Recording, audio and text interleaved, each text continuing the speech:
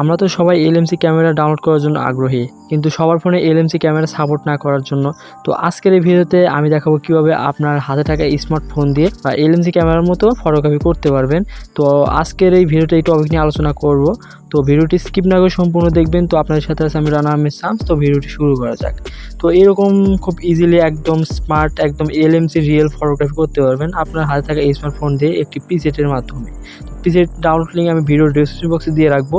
তো সেখান থেকে আপনারা খুব ইজিলি ডাউনলোড করতে পারবেন। তো ভিডিওটি সম্পূর্ণ দেখবেন। তো প্রথমে আপনার ফোনের ক্যামেরা দিয়ে ফটোশ্যুট করতে হবে। তো ফটোশ্যুট করার পর আপনাকে শেয়ার আইকনে ক্লিক করতে হবে। তো শেয়ার আইকনে ক্লিক করে এখানে লাইটরুমে ইম্পোর্ট করতে হবে। তার আগে অবশ্যই আপনাকে লাইটরুম অ্যাপ্লিকেশনটি ডাউনলোড করতে হবে, যেটা আপনি প্লে স্টোর থেকে অথবা ভিডিও ডেসক্রিপশন বক্স থেকে ডাউনলোড করতে পারবেন। এরপর এরকম একটা প্রিসেট ডাউনলোড করবেন ভিডিও ডেসক্রিপশন বক্স থেকে। তো সেম প্রসেস এখানে শেয়ার আইকনে ক্লিক করবেন। শেয়ার আইকনে ক্লিক করে এখানে লাইটরুমে ইম্পোর্ট করে ফেলুন। এরপর আপনাকে লাইটরুম অ্যাপ্লিকেশনটি ওপেন করতে হবে। অলরেডি আমার ফোনে ইনস্টল করা আছে, তো আপনারা ডাউনলোড করে নেবেন ডেসক্রিপশন বক্স থেকে। তো এখন আপনাকে প্রিসেটটি সিলেক্ট করতে হবে। তো প্রিসেট সিলেক্ট করার পর উপরে থ্রি ডট আইকনে ক্লিক করতে হবে। তো এখানে থ্রি ডট আইকনে ক্লিক করুন, এখান থেকে সবগুলো টিক মার্ক করে দিন। তো এখানে কপি, তো এখান থেকে সবগুলো টিক মার্ক করে দিয়ে এটা টিক মার্ক করে দিন। এরপর ব্যাক চলে আসুন। তো এখান থেকে ব্যাক চলে আসার পর এখন আপনাকে কাঙ্ক্ষিত ফটো সিলেক্ট করতে হবে। তো ফটো সিলেক্ট করার পর এরকম একটি ইন্টারফেস শো হবে। তো সেম প্রসেস উপরে থ্রি ডট আইকনে ক্লিক করুন। তো থ্রি ডট আইকনে ক্লিক করার পর এখানে পেস্ট সেটিং এই আইকনে ক্লিক করুন।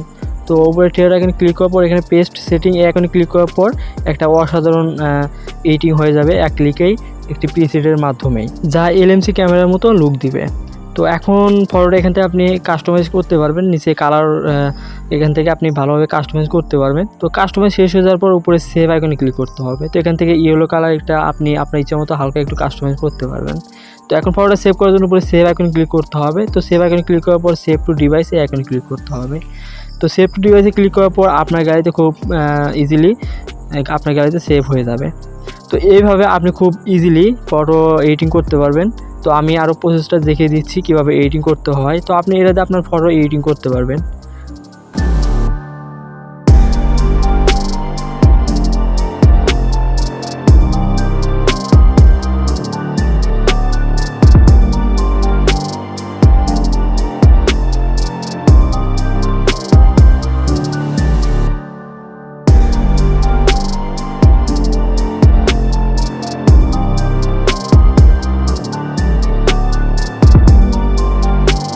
আই হোপ গাইজ তো ভিডিওটি বুঝতে পেরেছেন, এবং ভিডিওটি ভালো লাগলে অবশ্যই কমেন্ট করে জানিয়ে দিবেন, এবং যারা সাবস্ক্রাইব করেননি অবশ্যই সাবস্ক্রাইব করবেন এবং পাশে থাকা বেল আইকন এটা প্রেস করে দিবেন।